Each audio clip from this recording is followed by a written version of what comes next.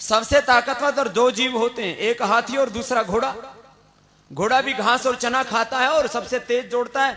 दुनिया में किसी चीज की रफ्तार मापना हो तो हॉर्स पावर के नाम से रफ्तार मापी जाती है, और हाथी घास फूस खा करके भी इतना तगड़ा होता है। इसलिए ताकत खाने से नहीं, ताकत पचाने से आती है, और सात्विक आहार करने से मनुष्यता आती है। ये मांसाहार करने से तो व्यक्ति राक्षस बन जाता है।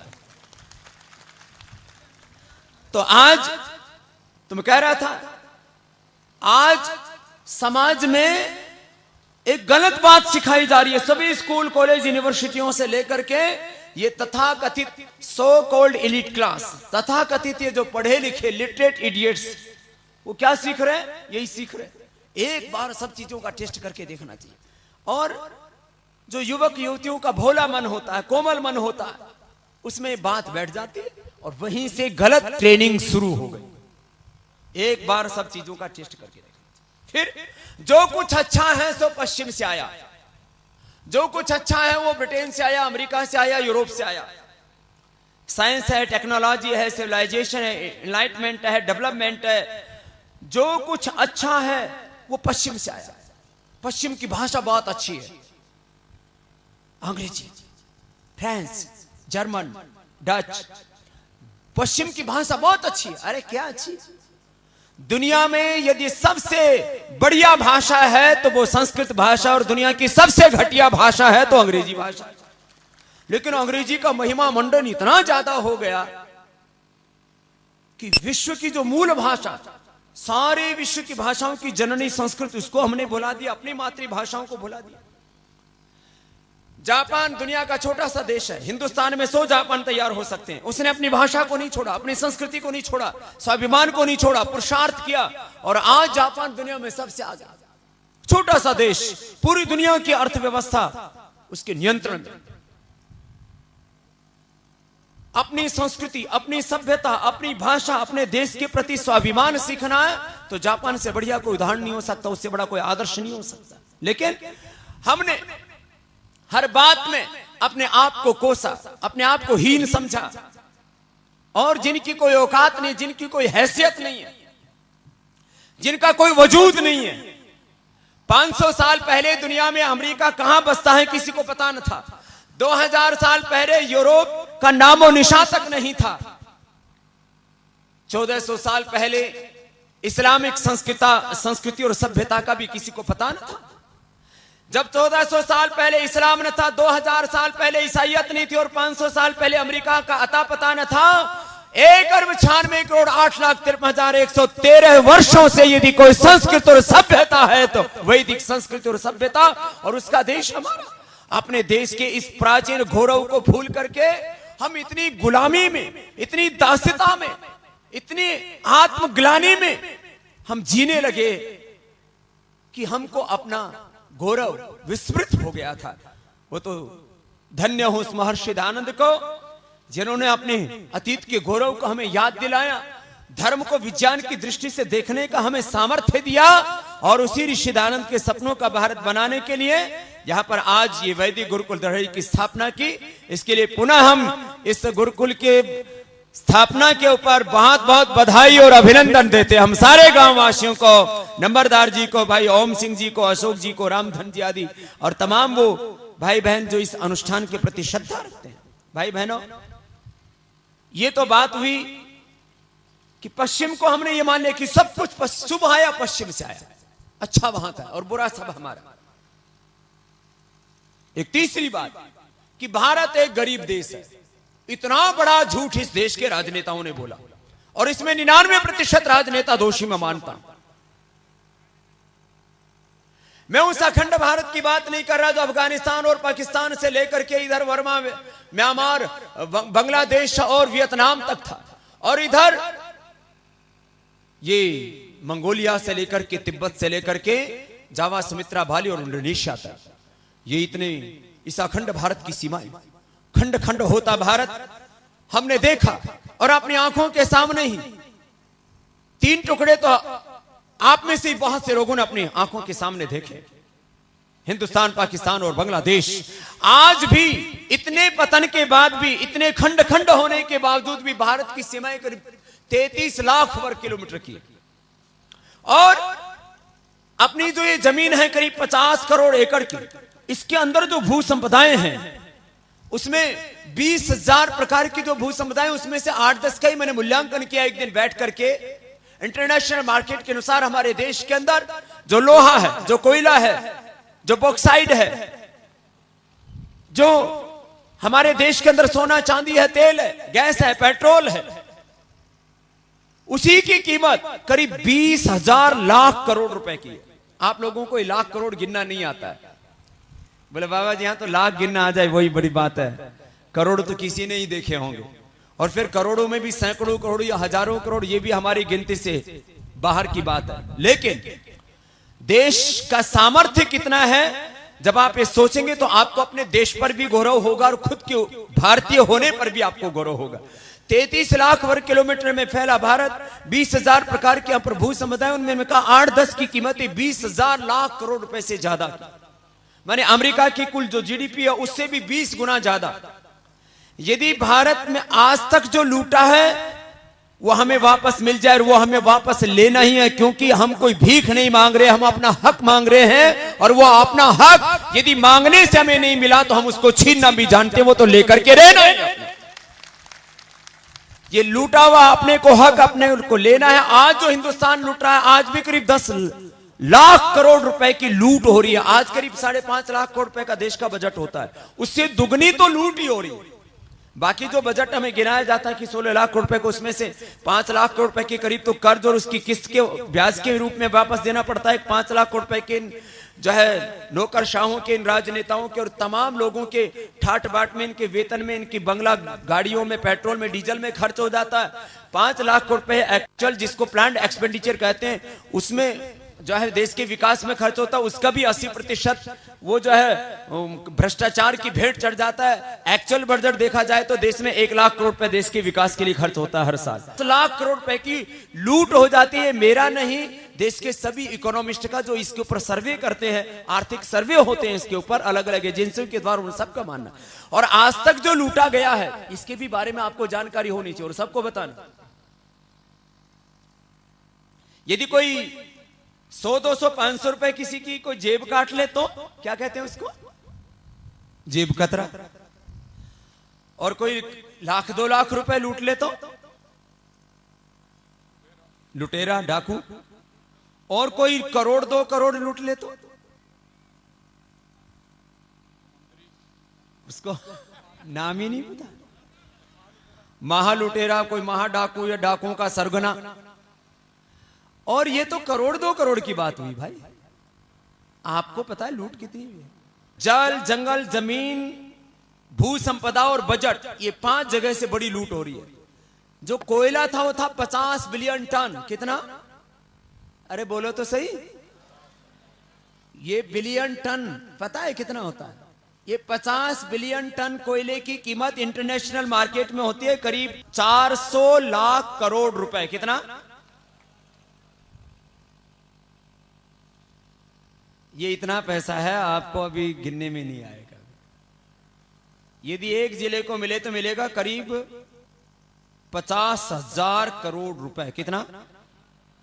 आपका कौन सा जिला है?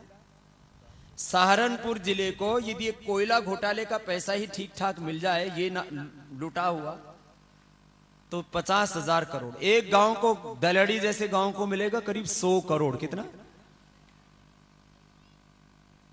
फिर बोले बाबा ये तो अभी दिला दे, बाकी फिर गुरकुल गुरकुल तो बनाते रहे। सच्ची बता रहा हूं आपको। ये दरअसल आपको ये लाख करोड़ के ना, ये गिनती नहीं आती देश के लोगों को, और इनको पता ही नहीं कितना लूट गया। अच्छा, तुम्हारा कोई 1 फुट भी, 1 इंच जमीन भी कोई दूसरा बाले बाने देते हो? बोले बाबा सिर फूट जाएंगे, मानस मर जाएंगे। लेकिन 1 फुट, बोले 1 इंच जमीन ना बाने दे दूसरा। तुम्हारी 1 इंच जमीन में तुम किसी को कब्जा नहीं करने देते। तुम्हारे घर से कोई 1000 रुपए भी लूट ले जाए, ठग ले जाए, चोरी कर ले, तो बोले बाबा कैसे लूटने देंगे? तुम्हारा कोई हाथ काटे तो काटने दोगे? तुम्हारी माँ बहन की इज्जत कोई लूटे तो लूटने दोगे? बोले बाबा कैसे? वो मेरी माँ है, मेरी बहन है, मेरी बेटी है, ये मेरा हाथ है, मेरा घर है, कैसे कोई लूट लेगा? तुम्हारे जमीन पर कोई कब्जा करे तो कैसे करने दोगे? ये दर्द जो तुम्हें अपने लिए होता है ना, ये दर्द जिस दिन देश के लिए होना शुरू हो जाएगा ना, उस दिन देश बच जाएगा। देश कैसे कैसे लूट रहा है पता ही नहीं लोगों को। प्रोफेसर कैल्डोर ने एस्टिमेट किया कि कितना लूटते हैं, तो बोले 2 से 4% लूटते हैं। 1955-56 की बात है, जो ताजा ताजा आजादी मिली थी उस समय नेहरू ने ही लगाया था प्रोफेसर कैल्डोर को कि पता तो लगाओ जरा कितना लूट रहा है। इसके बाद वांचू कमेटी बनी 1970 में, उन्होंने एस्टिमेट किया कि तो 7% होगी लूट। 1980 में national institute of public finance and policy, उन्होंने एस्टिमेट किया तो 17 से 21% हो गई। आज देश के सभी इकोनॉमिस्ट और वर्ल्ड की बड़ी एजेंसियां जिसके नाम है global financial integrity, tax justice network, जिनके नाम है ट्रांसपेरेंसी इंटरनेशनल, और पूरी विश्व की बड़ी संस्था उसको बोलते हैं वर्ल्ड बैंक और IMF, इन सब का यह मानना है कि हिंदुस्तान में आज तक जो लूट हुई है इतनी बड़ी है आप सोच भी नहीं सकते। 100 से 150 लाख करोड़ इसका बाहर गया, ये 10% है बाहर जाने वाला। 90% देश के अंदर है, जो करीब 900 से 1350 लाख करोड़ रुपए। माने ये जो लूट है ना वो बेइंतहा हुई है, 1 से 1,500 लाख करोड़। और सबसे बड़ी लूट जो है वो जल जंगल जमीन भू संपदाओं की, और बजट की 5 की, और उसमें भी भू संपदाओं की लूट सबसे ज्यादा। और अपने देश में सड़कों का यह हाल है, मुजफ्फरनगर से और यहां ये दलहड़ी पहुंचते पहुंचते यदि किसी की कमजोर सी कमर हो ना तो हॉस्पिटल में पहुंचाएगा। सड़क कम गड्ढे ज्यादा। ये केवल सहारनपुर की बात नहीं है, पूरे हिंदुस्तान की हालात है। यदि ये पैसा लूटा न जाता और आज भी ये लूट बंद हो जाए तो हिंदुस्तान का एक एक जिला Germany, Japan, France, America, Britain, इन सब से भी ज्यादा वैभवशाली होगा। इतना वैभव अपने भारत में, और हमको कह दिया भारत एक गरीब देश है। तो इस भारत देश को गरीब बता दिया, हम भारतीयों को गरीब बता दिया, सब कुछ हिंदुस्तान का लूट गया। और आज तो हालात ये है कि करीब करीब अधिकांश राजनीतिक पार्टियों से देश के लोगों का भरोसा उठ सकता है। आयुर्वेद को देखते हैं उधर ही दामन पर दाग नजर आते हैं। निष्कलंक लोग अब ढूंढने पड़ते हैं राजनीति में। इसलिए मैंने कई बार कहा है कि दलगत निष्ठाओं से वैयक्तिक निष्ठाओं पर देश केंद्रित हो गया है। और अब दलों से अपेक्षा नहीं, दलों में कुछ अच्छे लोग हैं, राजनीतिक दलों में जो कुछ अच्छे लोग हैं, सामाजिक और आध्यात्मिक क्षेत्र में कुछ अच्छे लोग हैं, देश उनकी तरफ देख रहा है कि शायद ये लोग मिलकर के देश का कुछ भला कर दें। नहीं तो देश में कमोबेश गुंडा राज चल रहा है, माफिया राज चल रहा है। इस माफिया राज को भी उखाड़ फेंकना है और इस गुंडा राज को खत्म कर करके फिर से इस देश में राम राज्य की, सुराज्य की स्थापना करनी है। ये भी तो हम सबका संकल्प है। इंद्रम वर्धन तो कणवंत विश्व मारी मापा घनन तो रावण मावस्ते नहीं चता। बुरे लोगों का हम प्रशासन नहीं हो, ये वेद की प्रार्थनाएं हम करते रहे। प्लेटो कहते हैं कि जब अच्छे लोग राजनीति से उदासीन हो जाते हैं, देश के बारे में जब सोचना बंद कर देते हैं, तो सबसे बुरी बात यह होती है कि उनको बुरे लोगों के द्वारा, भ्रष्ट लोगों के द्वारा, दुराचारी, व्यभिचारी, भ्रष्टाचारी लोगों के द्वारा शासित होना पड़ता है।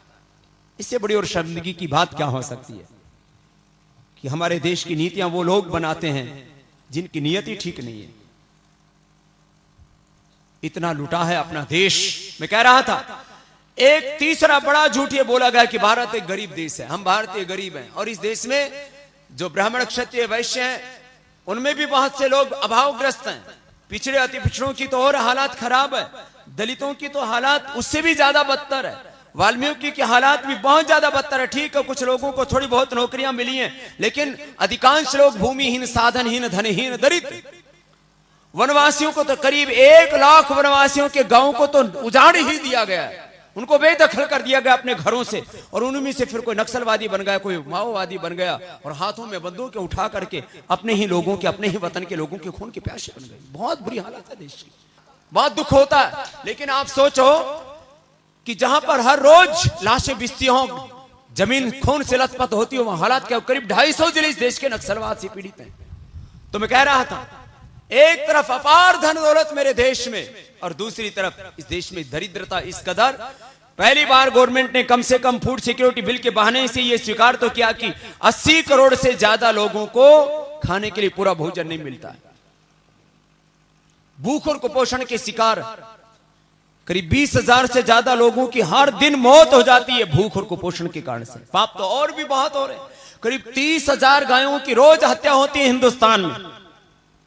साल भर में करीब 1 करोड़ गायों का तो कत्ल कर दिया जाता है अपने यहां कत्ल खानों में, और 1 करोड़ से ज्यादा गायों को बांग्लादेश में काटने के लिए भेज दिया जाता है। कितनी नाइंसाफी होती है अपने वतन में। हम सब देखते रहे और मौन नहीं, अब मौन को तोड़ना पड़ेगा, अब मुखर होना पड़ेगा। मैं बात कर रहा था, हमारी शिक्षा में हमको पढ़ा दिया भारत एक गरीब देश है, बस ऐसे ऐसे कुछ झूठ हमें परोसे गए। हमारे देश के बच्चों को भी अब यही सिखाया जा रहा है। देश को अध्यात्मवाद की बजाय, योगवाद की बजाय भोगवाद, उपभोक्तावाद, भौतिकवाद, इसकी तरफ धकेला जा रहा है। बोलो खूब कमाओ और खूब गवाओ। हमारी संस्कृति थी सेविंग की, बचत की, और अपने वैयक्तिक जीवन में उतना जितना नितांत आवश्यक है जीवन के लिए उतना अपने प्रयोग करो, बाकी सब बांटो दूसरों के लिए। भाई बहनों, इससे इस देश को निकाल करके अब कहां फेंक दिया इस देश को, पूरा जो इस देश को भोगवाद में और भोग के कारण से रोग, और पूरे देश में एक ऐसी संस्कृति फैला दी जिसके कारण से आज देश में कई तरह के विषमताएं, विद्रुपताओं को हम देख रहे हैं। भाई बहनों, आज मैं ये बातें इसलिए रख रहा हूं कि हमें अपने देश को किधर लेकर के जाना है। कई जिले के संगठन के कार्यकर्ताओं की भी बैठक रखी है। एक बार सबका पुनः अभिनंदन है जो बहुत दूर दूर से चल करके आज इस जंगल में जहां मंगल हो रहा है यहां उपस्थित हुए। एक और बड़ा झूठ क्या बोला गया, एक और भ्रम क्या फैलाया गया, क्या अज्ञान फैलाया गया। एक अज्ञान ये फैलाया गया, बोले भगवान नाम की कोई चीज नहीं है, आत्मा परमात्मा नाम की कोई चीज नहीं है। बोले क्यों? बोले वो दिखती नहीं है। अब इतना एक झूठा तर्क दिया गया, आम आदमी को लगता है बात तो ठीक है, जो चीज दिखती नहीं वो कैसे होगी। भैया हवा दिखा है? बोलो भाई। एक बोले बाबा हाँ दिखा है। मैंने कहा बता कैसी हो? बोलो हरी हरी हो। मैंने कहा कैसे? बोले जिस पेड़ पे लगा उसने हरा कर दे। मैंने कहा मेरी दाढ़ी पे लग रही, इसने तो हरा नहीं किया। तेरे बालों में लगा, तेरे बाल तो हरे नहीं हुए। एक झूठ बोला गया, बोलो चीज जो दिखती नहीं वो होती ही नहीं। मैं बोल रहा हूं, सुन रहे हो कि नहीं आप लोग? मैं बोल रहा हूं कि नहीं बोल रहा? दिखाई दे रहा? सुनाई दे रहा? तो ये शब्द दिखाई देता तो क्या होता है? इसका मतलब सब चीजें दिखती, शब्द दिखाई नहीं देता, गंध दिखाई नहीं देती, हवा दिखाई। इस शरीर में आत्मा है, दिखती है? कैसे दिखेगी भाई जब हवा ही नहीं दिखती, जब गंध ही नहीं दिखती, शब्द ही नहीं था। कितनी, मैं तो कहता हूं जो दिखता है वो झूठा है, जो नहीं दिखता वही सच्चा। ये शरीर दिखता है नाशवान है या नित्य, जो आत्मा है वही सत्य है।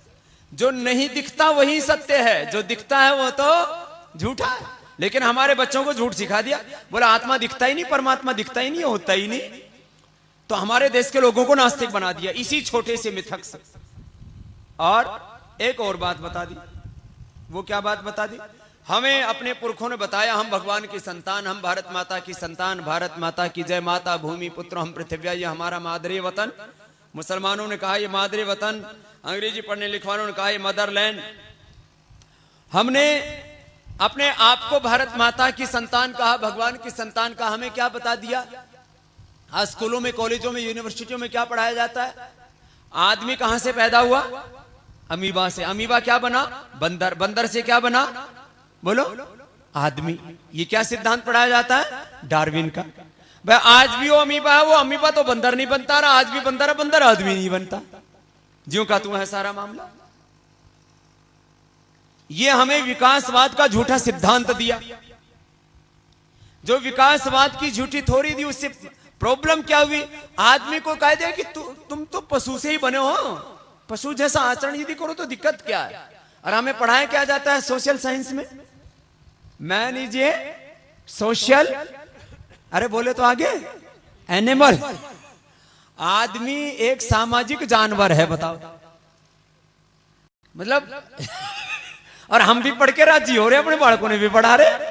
Man is a social animal, आदमी एक सामाजिक जानवर है, पशु है। तुम पशु हो हा? लेकिन अपने बालकों को यही पढ़ा रहे, और हमारे बालक भी पढ़ रहे, ये हमारे पत्रकार भी पढ़ रहे, ये हमारे जितने जो पढ़े लिखे डॉक्टर हैं, साइंटिस्ट हैं, वैज्ञानिक, वो भी पढ़ रहे।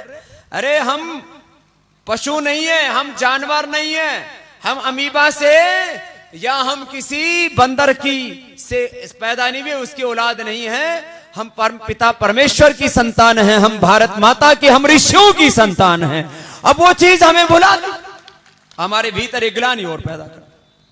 जहां तक धर्म का प्रश्न आया तो पूरी दुनिया में एक धर्म निरपेक्षता का झूठा राग आलापा जाता है। हम सब, आज मैं देखता हूं पढ़े लिखे सभी लोग अपने आप को, मैं तो जी सेक्युलर हूं, मैं तो सेक्युलर हूं। ये बड़ा सेक्युलर का ऐसा झूठा पाठ देश के लोगों ने पढ़ना शुरू कर दिया। धर्म से विमुख हो गया देश, भगवान से विमुख हो गया देश, अपनी ऋषि संस्कृति से, देव संस्कृति से, वैदिक सभ्यता से विमुख हो गया देश। इस तरह की बातें अपने देश के लोगों को पढ़ाई गई।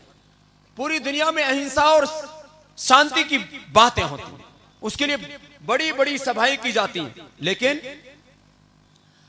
नॉन वायलेंस और पीस के नाम पर दुनिया में होता क्या? बोले आदमी को नहीं मारना चाहिए, बाकी किसी को मत छोड़ो।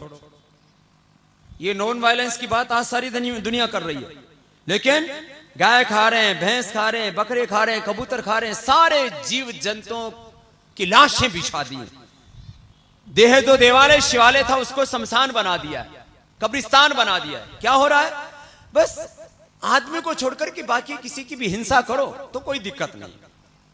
तो ये मैंने कहा आज की वर्तमान शिक्षा में ये इतने बड़े दोष हैं। और अंत में एक छोटी सी बात कह करके फिर बात को आगे बढ़ाता हूं। पूरी दुनिया में न्याय होना चाहिए भाई, किसी के साथ अन्याय नहीं होना चाहिए। आज आपने देखा होगा दिल्ली में भी जब हमारे यंगस्टर्स एजिटेशन के लिए, आंदोलन के लिए निकले तो क्या बोल रहे थे? वी वांट जस्टिस, नारे लगा रहे। अब इनको यही नहीं पता न्याय क्या है। देखो दुनिया में सबसे बड़ा झूठ न्याय के नाम पर बोला जा रहा है। न्यायालय बनाए जा रहे हैं, कानून बनाए जा रहे हैं। ये कहा जा रहा है कि हम सब न्याय देने के लिए हैं, ये पुलिस न्याय देने के लिए, प्रशासन न्याय देने के लिए है, कोर्ट न्याय देने के लिए, न्यायाधीश न्याय देने के लिए, विधानसभाएं, संसद जो है कानून बना करके सबको न्याय देने के लिए। सारे देश की व्यवस्थाओं को यदि एक शब्द में कहा जाए तो किसके लिए है? बोले न्याय करने के लिए। हम न्याय करेंगे, सबके साथ न्याय करेंगे सब। राजनीतिक न्याय व्यवस्था शोषण पर आधारित है। गरीब को सताने के लिए, ताकतवर को बचाने के लिए न्याय बनाए जाते हैं। यदि पूरी दुनिया में सत्य के आधार पर न्याय दिया जाता है तो पूरी दुनिया के कानून कैसे होने चाहिए? बोलो एक जैसे होने चाहिए। पूरी दुनिया के कानून एक जैसे क्यों नहीं भाई? क्योंकि पूरी दुनिया में लूटने के अलग अलग तरीके, इसलिए कानून भी अलग तरीके। जिस दिन इस दुनिया में सत्य पर आधारित न्याय व्यवस्था हो जाएगी उस दिन दुनिया में किसी के साथ अन्याय नहीं होगा। लेकिन वो चीज तो हो। अब मैं वापस आता हूं अपने मूल विषय पर और फिर देश के मुद्दों के ऊपर भी कुछ बात करना चाहता हूं। यदि एक समाज के बदलने की बात है तो समाज को बदलने में कितने वक्त लगेगा? समाज को बदलने में कम से कम 100 साल लगते हैं।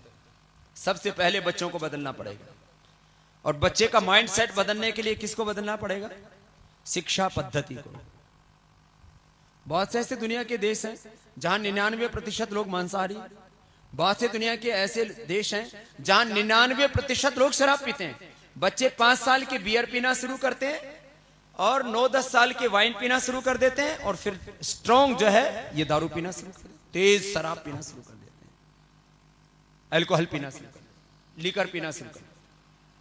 99%। तो क्या अपने देश को हमें ऐसा ही बनाना है कि जहां 99% लोग दारू पीते हो, 99% लोग मांसाहार करते हो और 99% लोगों के संबंध टूट जाते हो, दगाबाजी हो जाती हो, 99% लोगों के तलाक हो जाते हो? मैं कनाडा में गए तो एक भाई के घर में बैठा हुआ था, उसकी उम्र हो गई थी करीब 80 साल। तो मैंने पूछा बाबूजी अपनी जिंदगी का कोई अनुभव सुनाओ। तो कहने लगे मैं जहां भी जाता हूं यहां पर लोग मुझसे पूछते हैं उम्र कितनी हो गई, तो मैं कहता हूं 80 साल। तो कहते हैं तुम्हारी शादी, बोले शादी तो एक ही बार होती है, बोले खाली एक ही बार विवाह हुआ था। मुश्किल से कोई अपवाद रूप में सैकड़ों में कोई एक होता होगा जिसकी का तलाक ना होता हो। नहीं, ये हालात है। मैं पूरा यूरोप और अमेरिका पूरा ये सब घूम के और पूरी दुनिया देख करके आया हूं, इसलिए आपको बता रहा हूं।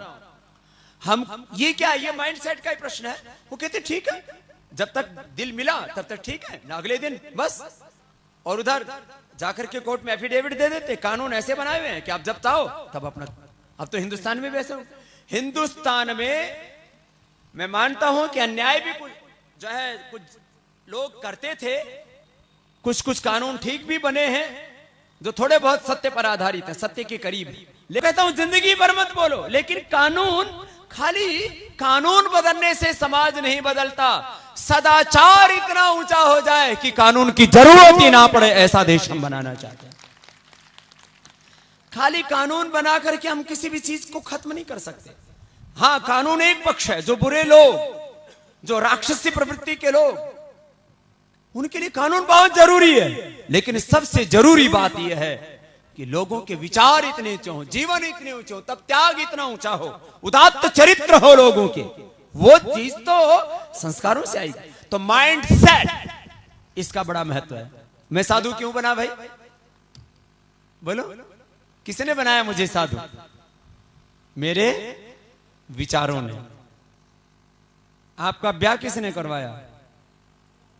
तुम्हारे विचारों ने कराया। देखो, एक होता है ब्रह्मचारी, एक होता है गृहस्थी। सुनो, कुछ देश की हालात कुछ इतनी खराब है, माइंडसेट ये बहुत जरूरी है। ये आदमी ठेके पे क्यों जाओ? कौन लेके जाओ भाई ठेके पे? ये दिमाग लेके जाओ। दिमाग खराब हो ना तो आदमी ठेके पे जाओ, और दिमाग ठीक हो तो आदमी सत्संग में आवे। ये माइंड सेट है। एक आदमी दान कर रहा है, एक आदमी छीना झपटी कर रहा है, चोरी डकैती कर रहा है।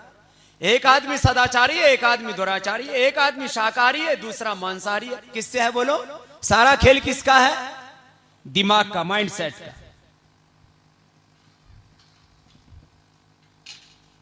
एक आदमी लूट रहा है, दूसरा आदमी दान कर रहा है। एक आदमी शाकाहारी, दूसरा मांसाहारी, एक दुराचारी, एक सदाचारी। ये सारा खेल दुनिया में किसका है? दिमाग का है। हम कहते हैं हम किसी भी कीमत पर देश को बचाएंगे, काला धन दिलाएंगे, भ्रष्टाचार मुक्त भारत बनाएंगे और भारत को फिर से परम वैभवशाली विश्व गुरु बनाएंगे। ये क्या है? ये दिमाग है, ये विचार है, ये माइंड सेट है, और कुछ नहीं है।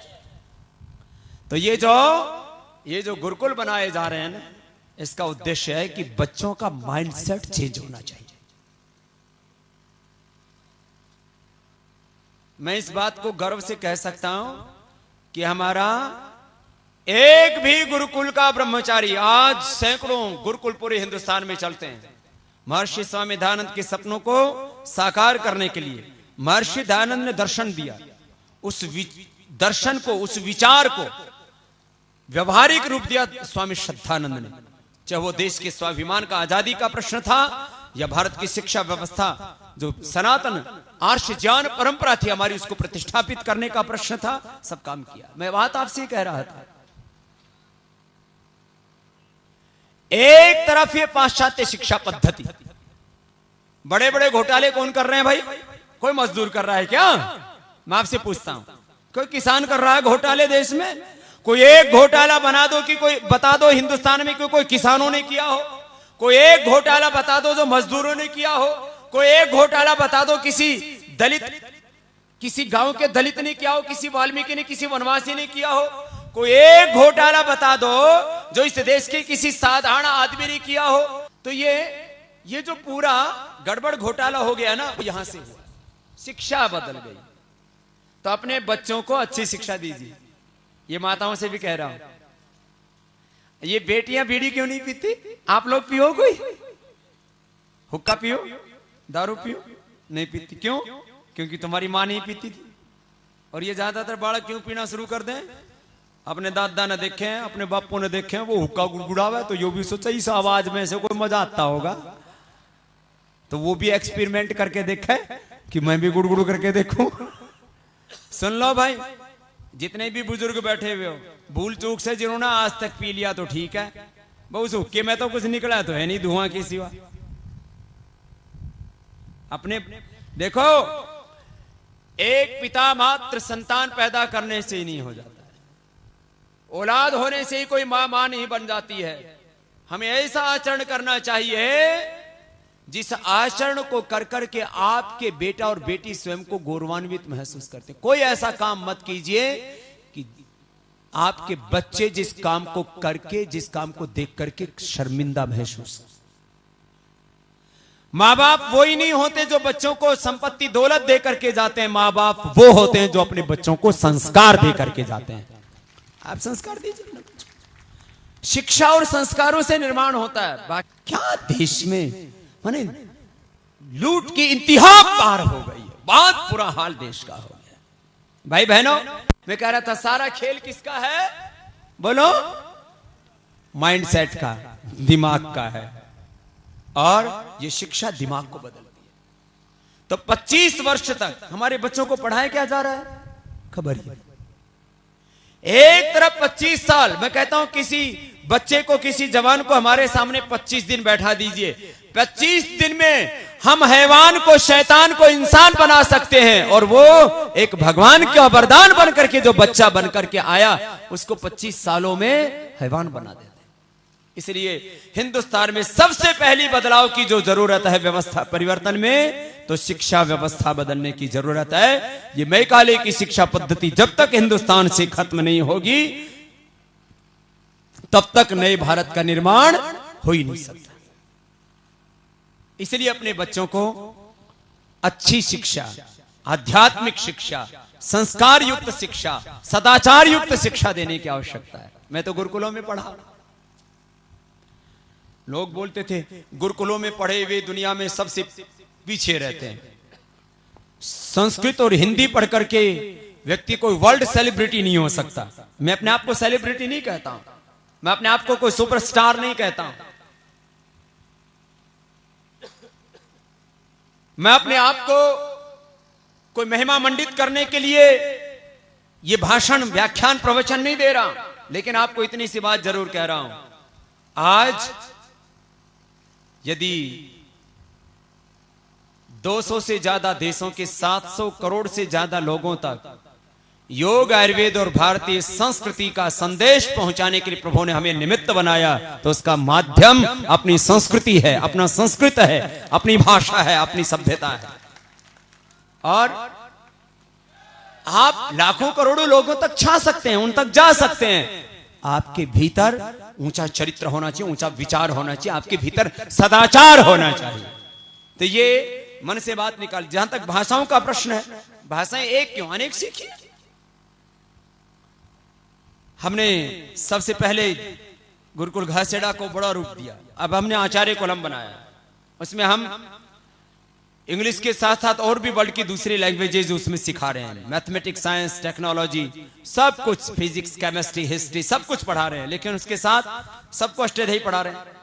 हिंदुस्तान में ये पहली बार प्रयोग हो रहा है कि एक तरफ पूरी आधुनिक शिक्षा जो जरूरी है, अक्षर ज्ञान जरूरी है, साइंस, मैथमेटिक्स, फिजिक्स, केमिस्ट्री और वर्ल्ड लैंग्वेजेज, इंग्लिश से लेकर के तमाम चीजें सिखाइए, कोई बात नहीं, लेकिन उनको अष्टाध्यायी पढ़ा रहे हैं। और आचार्य कुलम शायद दुनिया का वो सबसे पहला शिक्षण संस्थान बन रहा है, बन चुका है। करीब 50-60 करोड़ तो लागत उसमें लग चुकी है। इतने में तो लोग विश्वविद्यालय बना देते हैं। इतना बड़ा परिसर बन चुका है। और उसमें अभी 26 अप्रैल को देश के शीर्ष लोगों की उनकी लिस्ट 1-2 दिन में हम बता देंगे। सारे दुनिया के शीर्ष आध्यात्मिक शक्ति और देश का भविष्य जिन लोगों के माध्यम से बनेगा, जब देश की आध्यात्मिक शक्ति और राजनीतिक शक्ति दोनों एक साथ इकट्ठी होंगी, तो ये नए एक भारत का निर्माण होगा। और उसका एक संकेत आपको 26 अप्रैल को देखने को मिलेगा। आचार्य कुलम में एक नया संगम होगा। मैं अपने पत्रकार भाइयों को भी आमंत्रित करता हूं। वो अनुष्ठान के बारे में पूरी जानकारी तो आपको बाद में देंगे, लेकिन देश में एक नई, अभी तो हमने थोड़ी थोड़ी धूल उठाई है, 26 अप्रैल से आंधी शुरू हो जाएगी और कुछ कुछ स्वरूप भी तय हो जाएगा।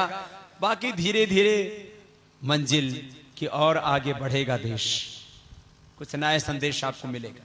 मैं बात ये कर रहा था कि आज यह जो वैदिक गुरुकुल दलहेड़ी की यहां पर स्थापना हुई है और उद्देश्य है संस्कार युक्त शिक्षा देना, सदाचार युक्त शिक्षा देना, बच्चों का माइंडसेट ऐसा बनाना कि उनके सामने लाखों करोड़ों की दौलत पड़ी और ठोकर मार के आगे बढ़ जाए।